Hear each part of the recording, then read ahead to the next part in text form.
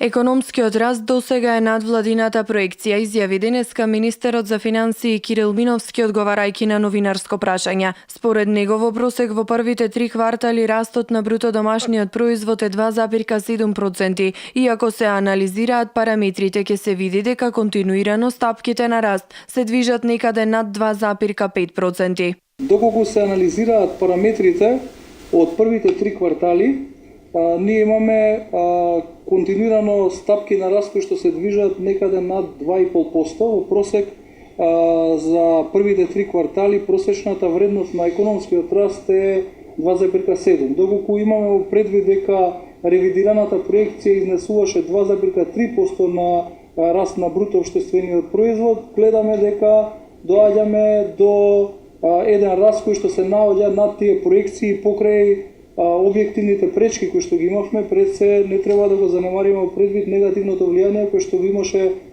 политичката криза во Република Македонија, кој што трае речиси 2 години и секако дека истата влие психолошки врз инвестициите и врз потрошувачката, со тоа и со растот на БДП. Во првиот квартал економскиот раст изнесуваше 2,6%, во вториот 3,1%, третиот 2,4% или кумулативно 2,7%.